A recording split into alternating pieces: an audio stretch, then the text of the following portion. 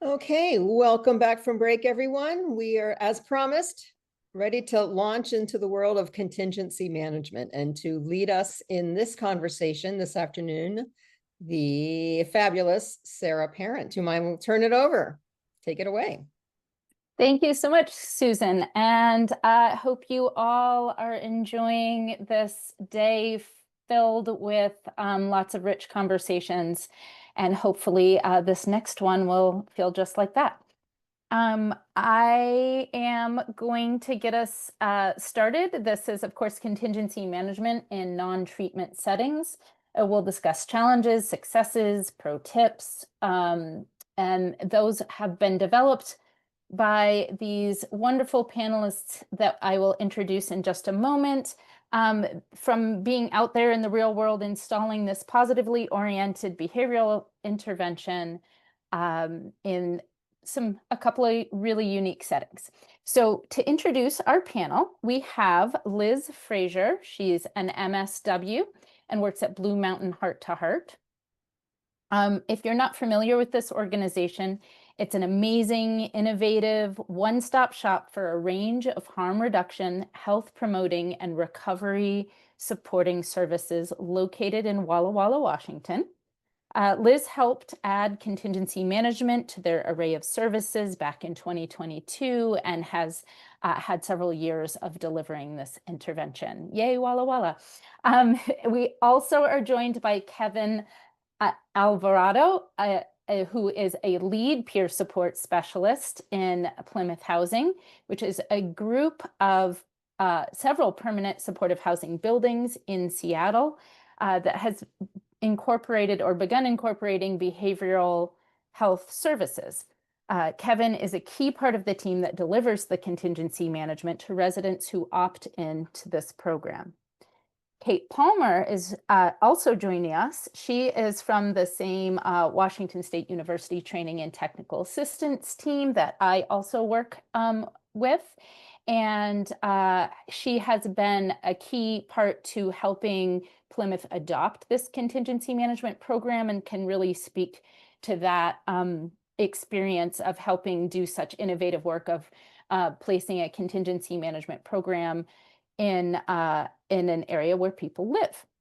So my name is Sara Parent. I'm an assistant professor with the PRISM Collaborative at Washington State University in the Community and Behavioral Health Department of the School of Medicine. And I've been involved in contingency management since 2019 in research and training and doing contingency management. I'm really excited to be able to moderate this panel and have Liz, Kevin, and Kate share their experiences.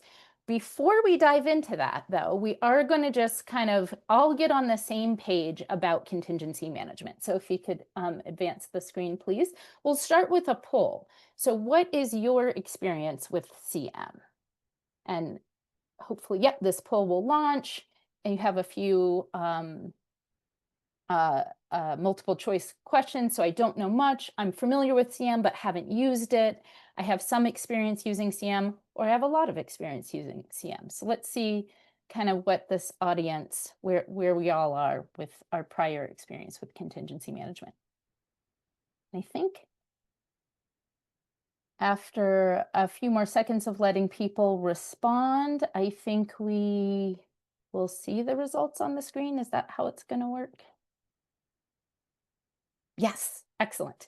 Okay, so about or the largest proportion of you all don't have much experience with contingency management. Great, I'm glad. I'm going to give us a brief kind of primer. And then others are familiar but haven't used it. Some have experience, and then a small amount of you have a lot of experience. So great, excellent. Okay, let's go ahead and start with a very simple definition of contingency management. So contingency management is a behavioral therapy that uses positive reinforcement to encourage behavior change. So what do we mean by positive reinforcement? You can do a little click. Thank you. First, and one more click, please. So in contingency management, what we mean by positive reinforcement, or how we deliver positive reinforcement, often comes in the form of gift cards and tangible prizes. And Equally important, though, when we deliver those gift cards and prizes, we're delivering them with kind words and celebration. And so combining those two things together, we have this really powerful mechanism of delivering positive reinforcement. And now what do we mean by change? So change in a program that may point its contingency management towards stimulant use, then the change that we're reinforcing is generally a decrease in stimulant use. You can give us a next click. Great. And in addition to a decrease in stimulant use, we never lose sight of the fact that that is most often part of somebody's broader recovery goals. So somebody may be seeking more stability, reconnection with family, those sorts of things. And so we never lose sight that we're not just helping somebody decrease stimulant use for the sake of decreasing stimulant use, that this is about helping people engage the things in their life that's important to them. And you can do the last click. Yep. So harness their recovery goals. So that's our very basic definition. Hopefully that's enough for you to kind of understand the context at which our panelists have strived to deliver this program in their varied settings. Next slide, please. I also just wanted to briefly say that our Washington State Healthcare Authority has noted, as the previous speaker said, that contingency management is one of the most effective ways to treat stimulant use disorder and help anyone who wants to cut down or change their stimulant use. And so they funded programs across the state. These are the active programs funded by the Healthcare Authority at this moment. And we also are right on the precipice of launching the next phase that is going to be connected to our Medicaid 1115 waiver, which means that there's a funding mechanism for contingency management to be reimbursed, Medicaid reimbursable in certain situations. If you work at a site where you think you might want to be part of this program, you'll see the email address there, hca-supportedcm@hca.wa.gov.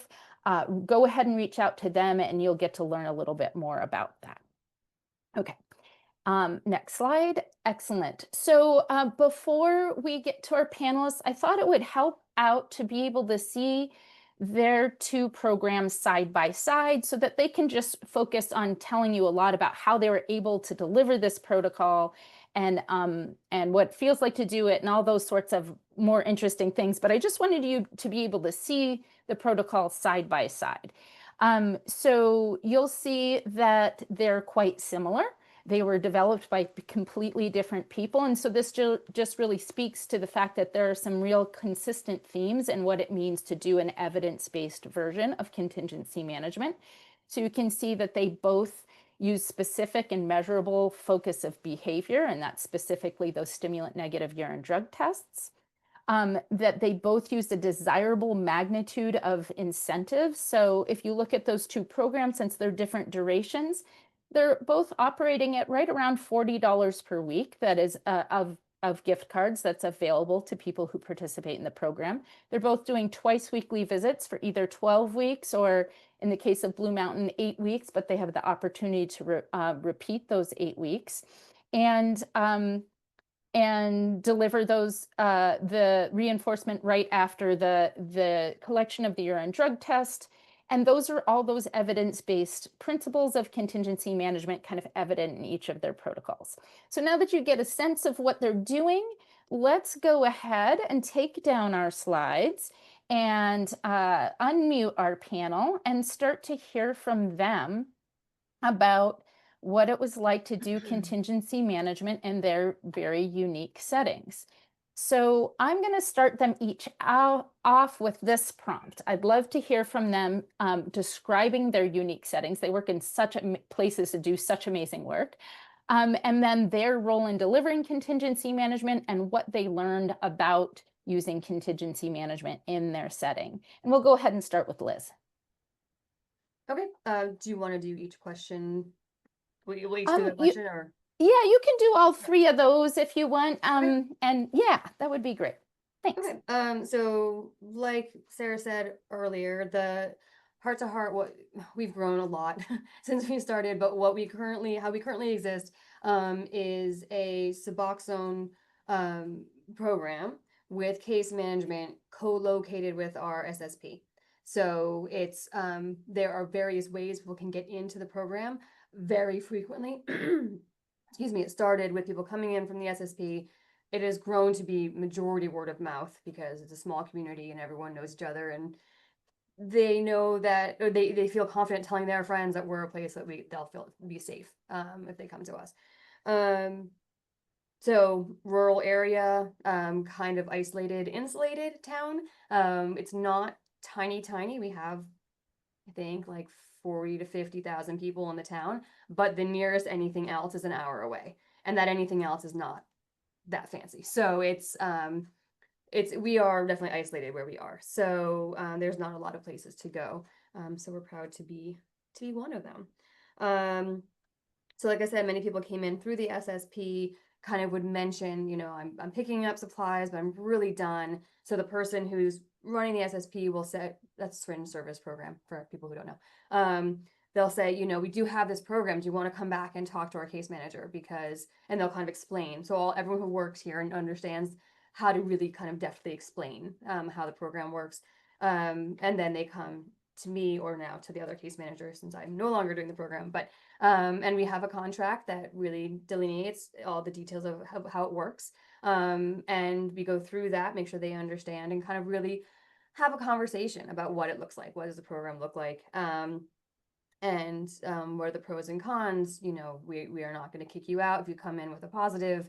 You just don't get a gift card that day, but we'll try again and keep going.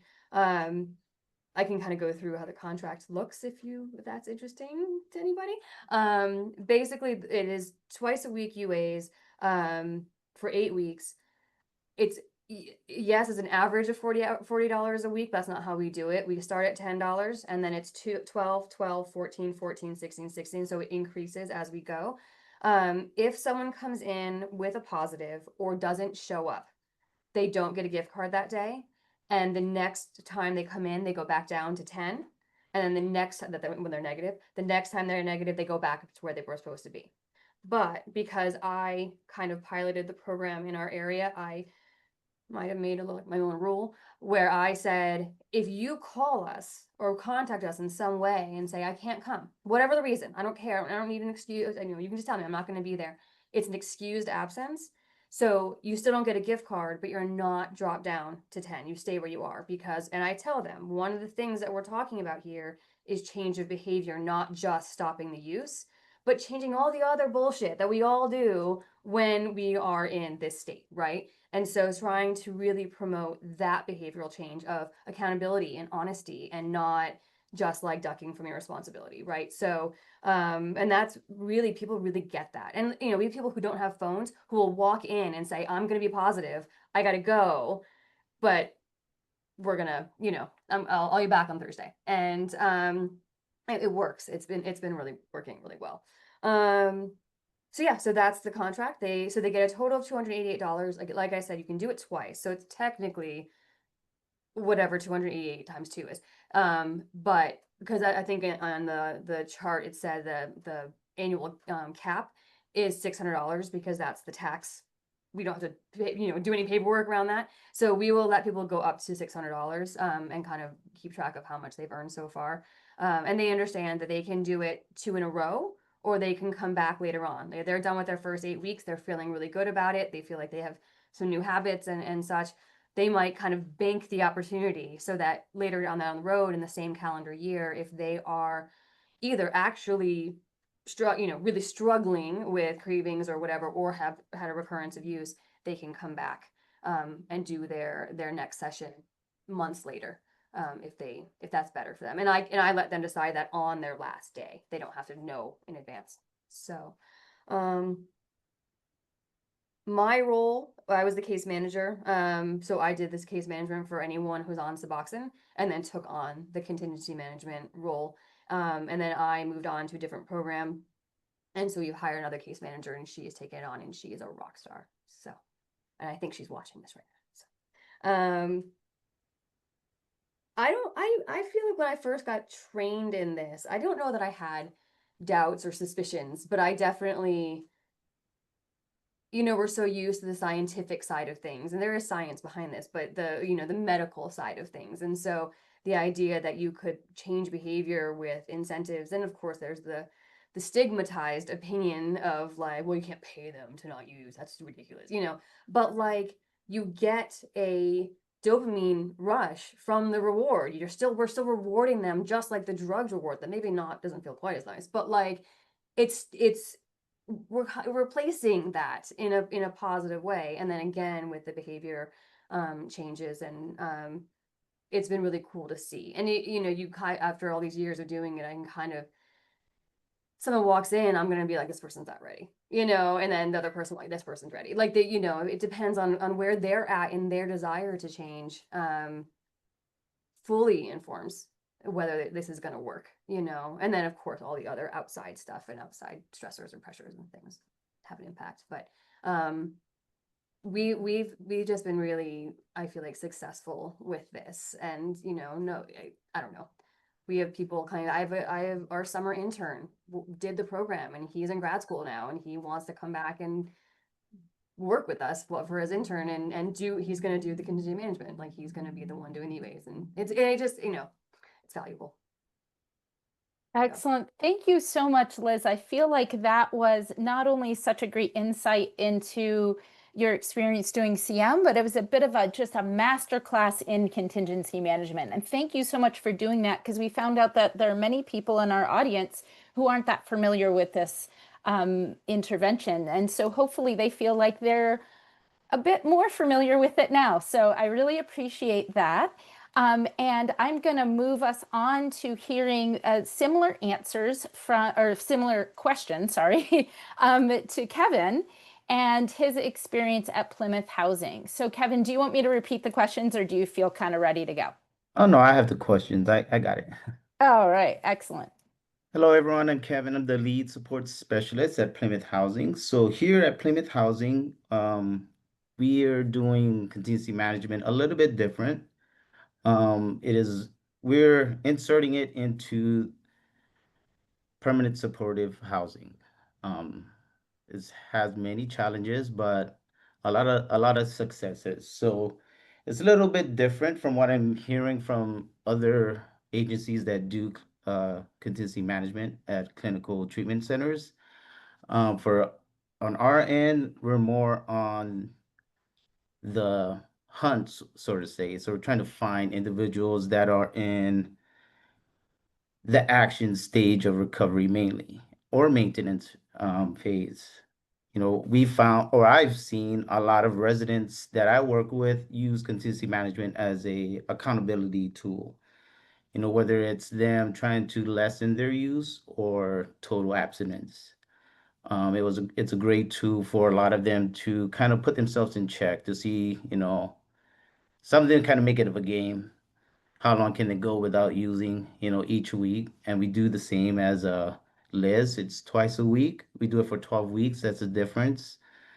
Um, and my role in delivering contingency management for Plymouth Housing is marketing and advertising mainly, is what I would say. But the most important part is also educating. So educating staff and residents about the program, letting them know the benefits and how it can help them, because there's such little help with or treatment with stimulant use. So I find myself more in educating residents and staff about contingency management. There's a lot I learned about contingency management while doing this for about a year and a half now. One is to be flexible. A lot of things change, especially in the era that I'm working in. Since it's something new that hasn't been done before, there's a lot of obstacles that we have to overcome and kind of work over it. And the main thing I've found helpful was really being non-judgmental. Sara talked a lot about offering kind words and encouragement. And a lot of the residents I meet with, sometimes they'll fail a test and they'll kind of get bummed about it. Just a little bit of encouragement really does go a long way, and kind of keeps them wanting to come back. And us being non-judgmental really does help the residents keep keep going on with the program.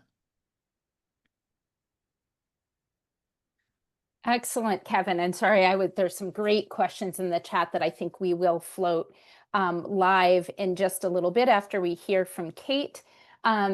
And I really appreciate how you were able to share what's a little bit different about doing contingency management in a permanent supportive housing setting, and right where folks live, and they have all kinds of different phases to their recovery as they live there. And so you're helping navigate how to get contingency management to them at these moments where it feels most like kind of synergistic with their goals.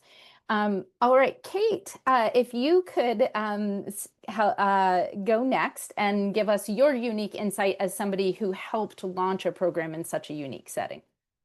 Yeah, so I have helped out with the CM at Plymouth housing setting, so I'm not going to talk about that because Kevin already did a great job.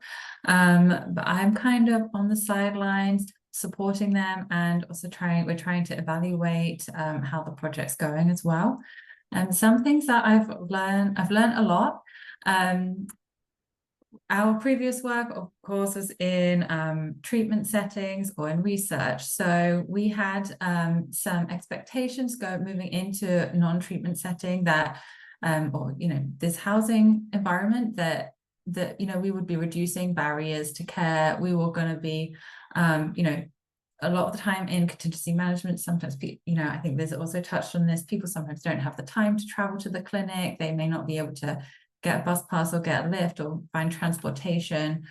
So we thought we would be doing it in somebody's home. We would be reducing the barrier there. And then what we found out is sometimes it's still hard to get in touch with people, especially sometimes if people don't have phones, or we have in Plymouth housing, it's not just one building, it's multiple buildings over the King County area. So we do have to split the peer navigators have to split their time a bit, and so arranging these meetings is still challenging, and that's something that we didn't really realize going in, yeah, I think another thing is we did not understand how, as Kevin mentioned, how flexible we needed to be, because not only is it a different setting, it's a changing setting. And because of the different buildings, all of the different buildings in Plymouth housing kind of have a different kind of atmosphere. And that means that the peers have to work differently in the different buildings that they're working in. So it's been a lot on the peers to kind of to navigate all of that. But like, they've been great at doing that. We really thought contingency management would come in and change the environment. And what we've learned is the environment has maybe changed how we've done contingency management, because the peers are doing it slightly differently in buildings. So yeah, leave some time. Thank you so much for that, Kate. So you all touched on slightly different aspects of the act of doing contingency management, and how you can sort of customize it to your environment, and yet you all know, those core principles of contingency management about how we're reinforcing these achievable, objective behavior change opportunities in a way that's consistent and can really apply those principles of contingency management, and yet meet a lot of different people in a lot of different ways. We have so many questions in both the chat and the Q&A. I realized we had more than one place to see these. And so I don't know if we'll get to all of them, but I'm going to start throwing a bunch of them your way, panel, and you can just kind of volunteer to answer.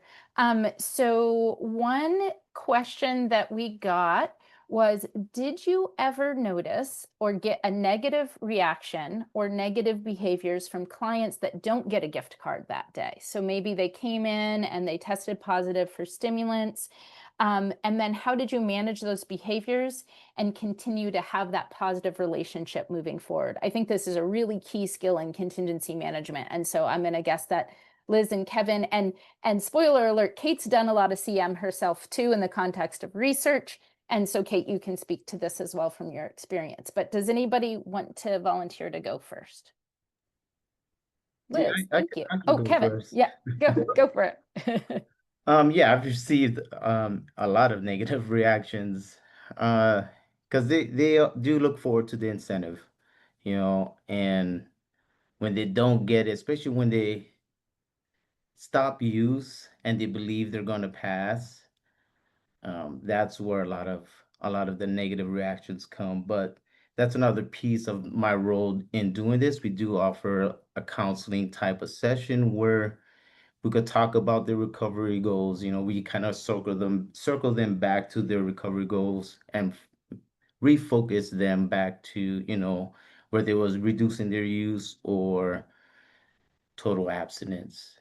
And usually it does work. A lot of times I do have some that just say, I'm never coming back.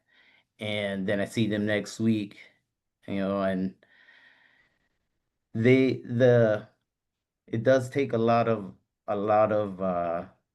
kind of coercing, and encouragement to keep them going.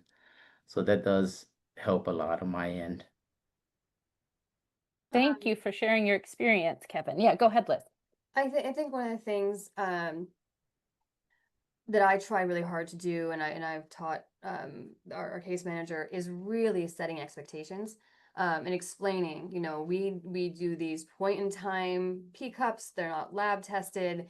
There's the possibility that there will be a false positive. And I was like, if you are 100% sure that you did not use and nothing, we can do a second one, but really we can only go based on what the cup says.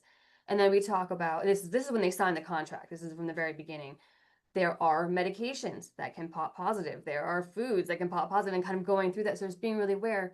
Yeah, if you get a cold, you might not want to take Sudafed, because it might not always pop positive, but it might. And so I definitely get it's positive. Oh yeah, I took Sudafed. Like, well, okay, we could do a blood draw or send it to the lab, and because we can lab test, we just don't automatically.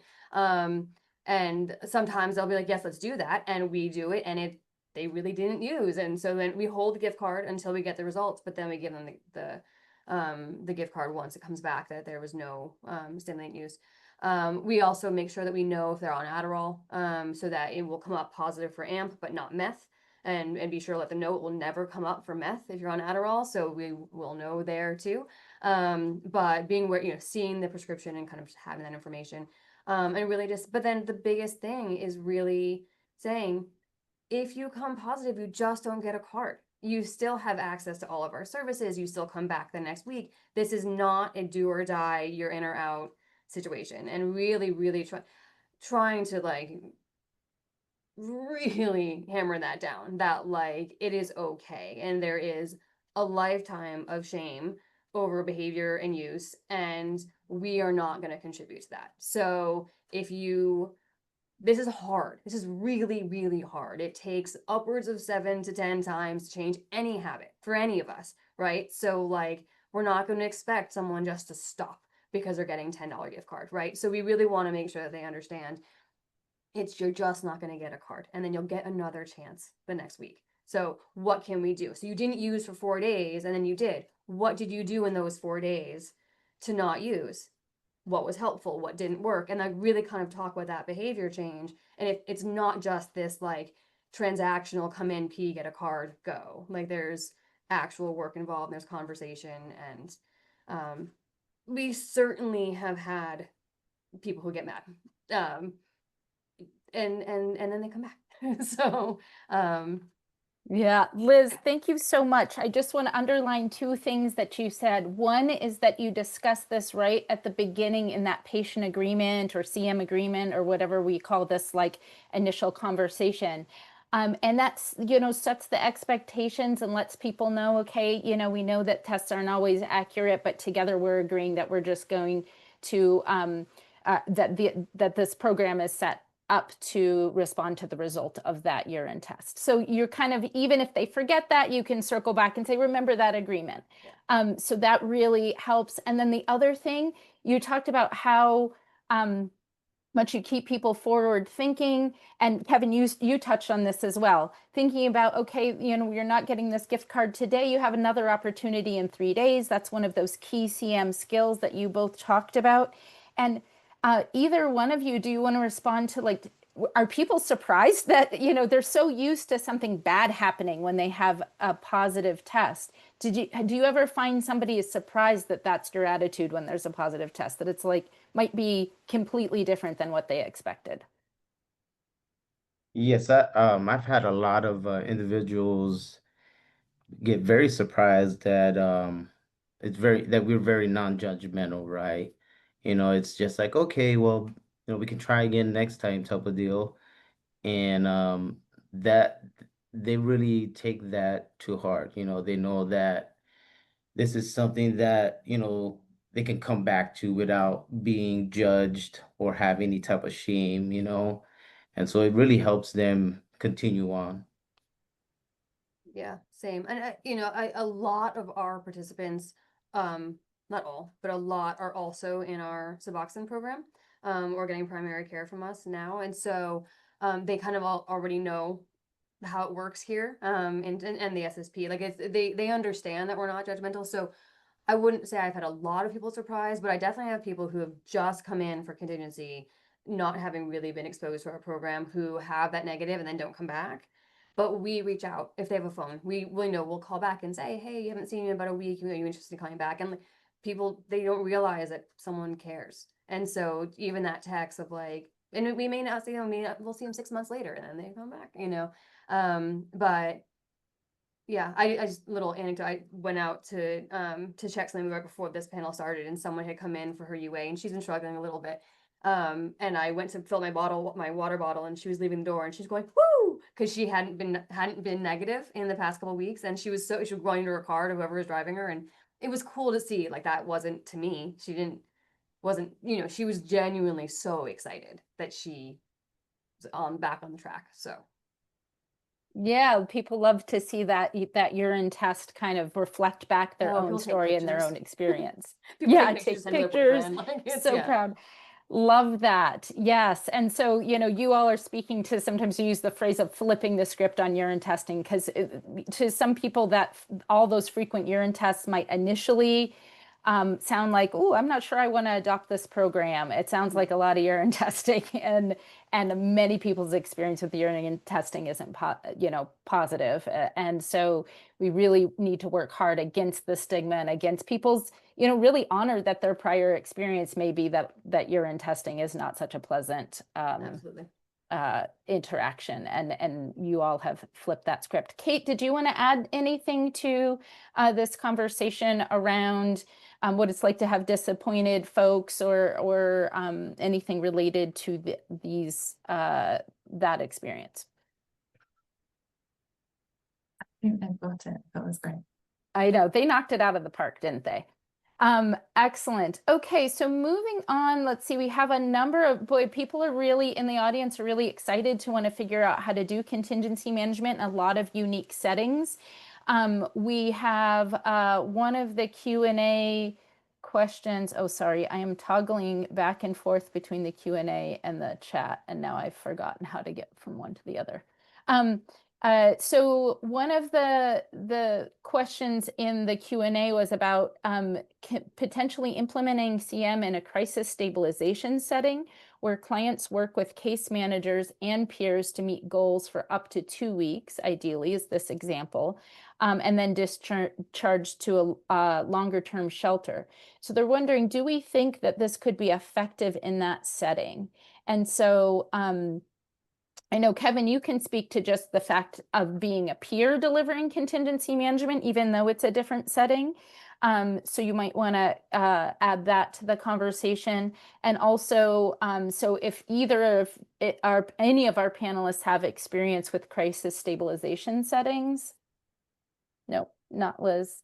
Kevin, is that an experience you have? Okay. And Kate, is that an experience you have? Well, I'll let Kevin speak a little bit more to the role of a peer delivering contingency management. I will say that there was a couple of themes of doing contingency management for certain behaviors that might be more short term. 2 weeks is, it's not a one-time thing, but it is a short opportunity. So I'll just throw it out there that contingency management is a great way for people to practice a behavior over and over and over again in order for it to be embedded. And so the shorter duration we have to do contingency management, the more it might be an incentive, which is cool. It's still positively oriented, a little different than a contingency management program. So I'll just throw that out there. But Kevin, do you want to speak a little bit more about being a peer who delivers contingency management? Yes. So as a peer, my main role is to provide support, and mainly ensure that the individual's going through something, especially with, the same type of experiences that I've gone through, that they don't feel alone going through it, because recovery is a lonely road at times. You do get depressed, and you do feel like you're on your own. So it's always good to have a peer there to let you know that, hey, you're doing good, you can do this, all this encouragement.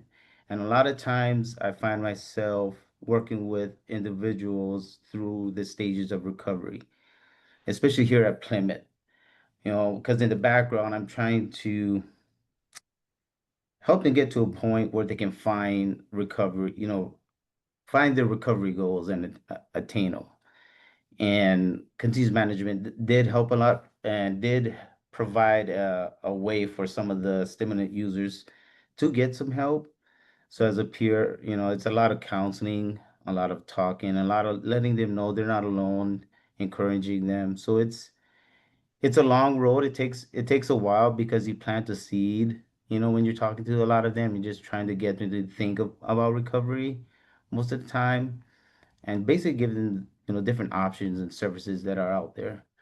So as a peer, you spend a lot of your time mainly talking and counseling individuals. Thank you, Kevin. Appreciate your experience there. One of the questions we have in the chat was, where does the funding come from? And that is huge, right?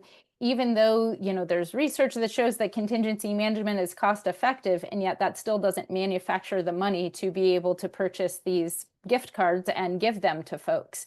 So I can speak for Kevin and Kate's program at Plymouth is part of a state-funded and HCA-funded program. But Liz, can you speak to how Blue Mountain Heart to Heart has funded their CM program? Caleb and Susan give us money. We were part of a study with UW to start our Suboxone program, and it kind of shifted to HST, which is the health support teams, and that's when we incorporated contingency into that program. So our funding has been coming from UW ADAI since 2019, and that ends at the end of this month. And then the HCA, which is now funding our health engagement hub, funding another part of HCA, is going to continue to cover our HST funding. So I don't know if that, honestly, if that counts as being an HCA funded. I don't know. Sure. And yeah, maybe why I should just put your star on that Washington map anyway, just because you guys are so awesome. But also, yeah, we have a particular sort of lens to a couple of versions of how HCA has funded CM, but you're right. They have several other programs funded through different mechanisms throughout the state. Some in tribally run organizations as well, that those I want to be mindful of permissions to share, and one of the reasons why I didn't put those on our map. But funding is a big deal, and again, I had put for sites that think they may want to get in on the Medicaid funded version of contingency management in Washington. It's being rolled out like one cohort at a time, but I think that email address is in the chat. Otherwise, this is a topic of conversation around how to fund CM, and one of the biggest implementation barriers, quite frankly. So it's, I know a provider in Spokane who has talked about doing dunk tanks to fundraise for her contingency management program. So people get real creative. All right, excellent. So I'm seeing in the chat some other people kind of lending their experience with contingency management. Andrea Clark, hi. Thanks for being here. You said in the chat, we also make sure that our team sign a congratulations card when they come in for the last CM appointment. It's one way we can provide tangible proof that there are people who care about them. Love that.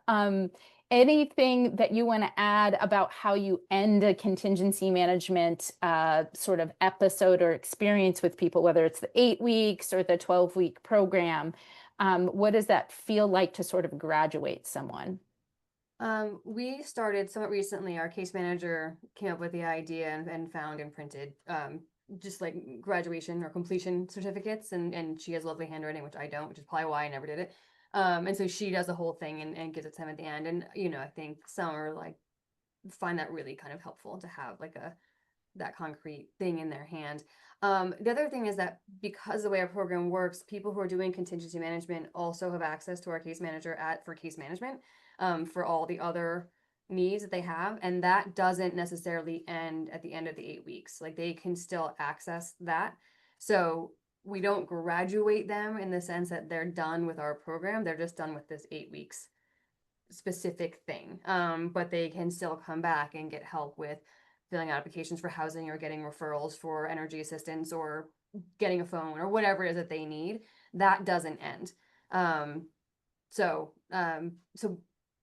we don't want them to think that they're done, you know, that we're done with them, you know, or even if they don't have those needs, they can always come and just hang out and say hi and, you know, talk about like their nephew or, you know, whatever they want to do. So, so we do a little certificate, but we don't graduate them. Right. So it sounds like for you, it's really important to let people know this, your relationship with us isn't over. Yeah. Excellent. And Kevin, I bet that, you know, at a housing facility, of course, that they may still be living there when they're done. Yeah. Did you want to speak a little bit to that? Yes, we kind of make I don't want to say big event out of it, but we do give out a certificate. We kind of print them out on these blank ones. And they're also, you know, when they're doing the 12-week programs, they're able to bank. They have the option of banking everything and not taking an incentive for the day. So towards the end, you know, they could have banked up $200, $300. So we present them with that. And that looks like, what that looks like is they get to choose what they want to use that money for. There are some limitations, you know, obviously we can't buy them alcohol or nicotine or anything like that. But if it's like to a big restaurant, we did have a resident want, I think it was like $400 worth of sushi. So we got her like a sushi gift card, you know, to like some restaurant. So we kind of make a big show of it, especially if they've been continually showing up and have banked a lot. And we want them to kind of have a good time with it so that they can kind of spread the word throughout the apartment. We do it a little Excellent. bit differently. I know, I think Andrea asked in the Q&A also, so I want to make sure I address this. Yeah. We only do, so at my site in Walla Walla, we have gift cards. It's just a Safeway. And then our Kennewick site, which is about an hour away, I think it's Target right now, but we're going to change that. We wanted to avoid Walmart, but what we wanted was to have somewhere they can go and get a variety of things. I don't have Target in Walla Walla or anything similar. So we did Safeway, but then we also started this during the pandemic, and you can get gas at Safeway. And so many people would use it for gas money. We do bank, but not in the same way. We don't bank, we bank like 2 or 3 cards tops. But we also we only have gift cards, and it's only to one location. So we have them in the denominations of each reward. So handing them a stack of gift cards at the end would just be kind of awkward. So we just do, I think, $30 to $40 max if they want to bank it. But they can hang on to them as long as they want. They don't, you know, but they're not refillable. It's they get 1 card per UA. So just kind of for our convenience, but and then so it's just standardized. So Yeah, love that, to kind of compare and contrast those two methods of banking versus distributing the rewards more frequently.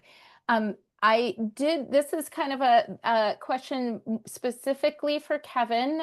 Kevin, because you're the lead peer support specialist, can you speak to, or if not, maybe Kate knows this answer, how many other peers are part of this work at the at Plymouth Housing? Yeah, here at Plymouth Housing, we have a total of 3 peers. That includes myself. We are working on hiring more. There is over 15 buildings here at Plymouth, but for contingency management, we're just in about six out of the 15.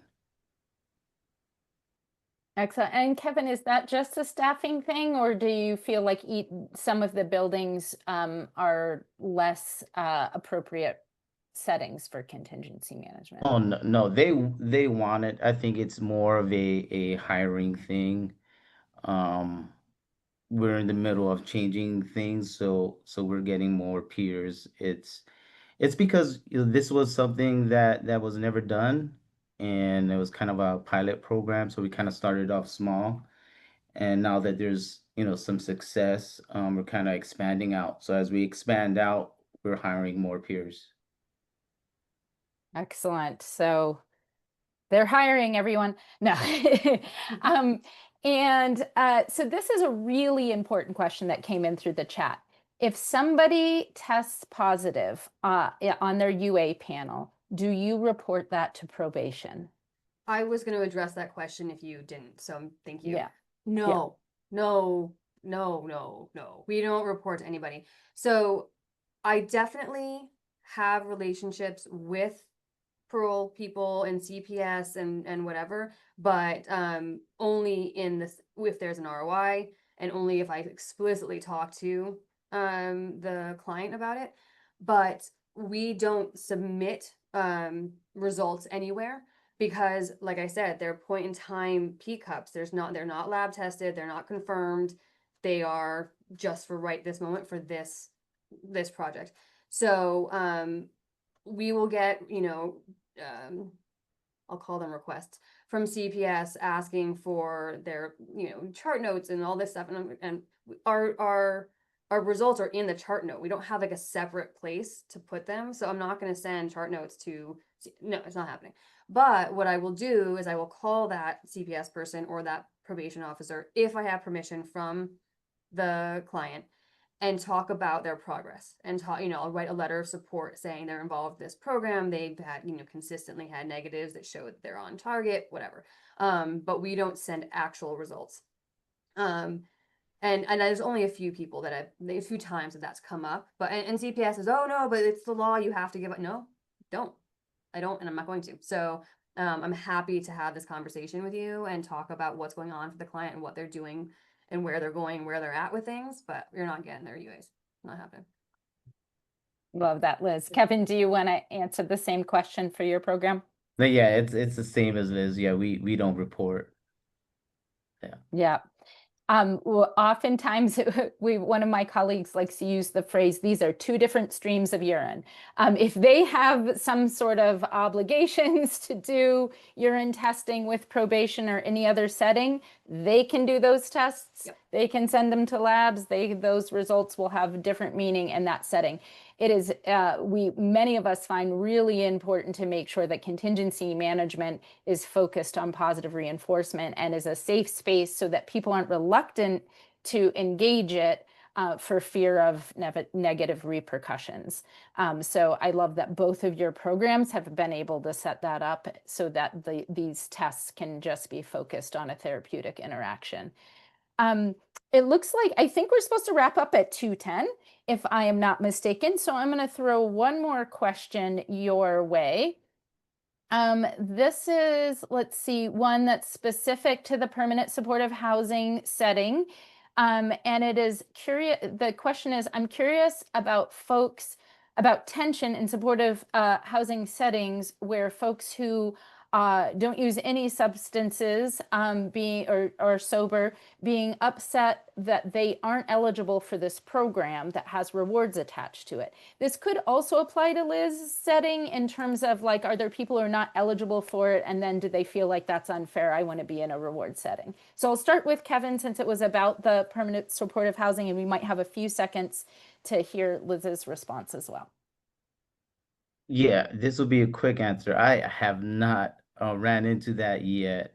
You know, a lot of the people that are not using and are sober, they tend to kind of keep to themselves. So I don't really get a lot of individuals saying, "Oh, it's not fair," you know, it's not equitable. They do understand that, you know, it's for people that are trying to, you know, either lessen their use or quit use. So I don't run into that often at all. Thanks for sharing that, Kevin, because a lot of times we expect certain things might happen, and then it's interesting if they do or don't. Liz or Kate, closing words before we let this whole symposium move on to the next activity. I wanted to address that same question because this was one of my worries starting out this project. People aren't really used to being triaged in a housing setting. But I think it's because of the way one of the strengths of the team that we have and the peer navigators is that they are kind of separate from the housing setting. They're kind of behavioral health. They're working behavioral health, and they're not just doing contingency management. They're also making themselves available to the residents for other things that they may need that they're able to help with. So I know Kevin helps people access VA services if needed and all these other types of things.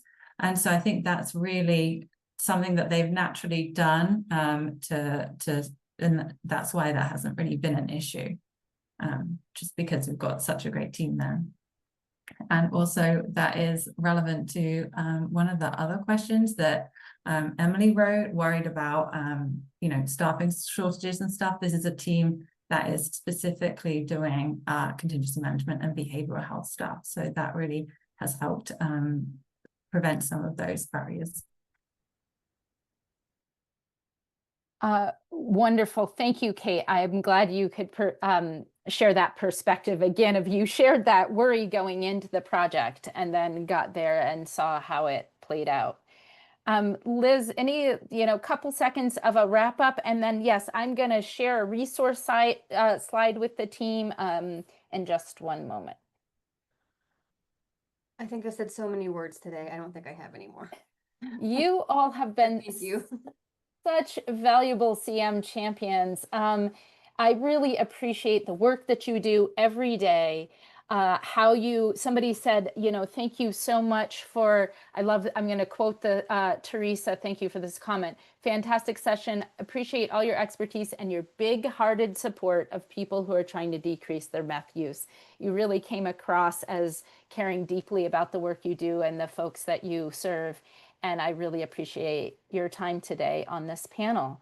I will, yay, lots of, the clapping reaction emojis. Okay, so this is a little moment that you have had a bit throughout this symposium today, a little resource spotlight. And so I was kind of racking my brain for what a nice resource to share is. There are a fair amount of resources out there and related to contingency management and other ways to help folks. One of my favorites that's specific to our region here is if any of you are familiar with ROTAC, is how I say it out loud, which is the Rural Opioid Technical Assistance Collaborative. It's a partnership between WSU and Oregon State University, and I'm sort of tangential to this team, so I'm not just promoting my own work, but some work of my colleagues, because they have just worked so hard to get a bunch of free learning opportunities available. So these webinars are available on demand. There's a few live ones left. This is a SAMHSA funded program and unfortunately is coming close to the end of its funding. So get it while you can. Click on this link and learn as much as you can. But specific to this topic, there is one of the webinars called Contingency Management in the Wild, Rural Substance Use Provider Experiences with Evidence-Based Practice Targeting Stimulant Use. And that is in the, if you look in that visual there, there are kind of 4 categories of learning opportunities they have: prevention, harm reduction, treatment, and recovery. This is in that treatment bucket. There's also one other CM one in that treatment bucket. And so this one on the screen, though, is similar to our panel today in that we talked or Dr. Michelle Peavy talked to providers who are out there doing contingency management. So you'll get some similar insight into what it's like to do it. I also will say that just stay tuned, bookmark that link, because sometime in the next probably month, they are going to launch essentially a CM micro lesson that's free to the public. It's about I think it's going to be about 10 minutes long. And it's sort of, if you need, if you're trying to explain contingency management to other people and that you don't feel like they're getting it, or that, you know, they have some reservations, or they're not understanding how this positive reinforcement comes to light, this free little 10-minute interactive lesson, I think is going to be an amazing resource. It's not live yet, so just keep an eye on that webpage, and it should be live soon. Thank you for your time today. I know we have other presenters coming soon, so I don't want to step on their time. Again, thank you so much, Liz, Kevin, and Kate, for all the work you do. And thank you, ADAI, for putting on this really rich day of learning. Thank you, Sarah, and our CM experts. We'll take a short break and be back at 2:20. Thank you.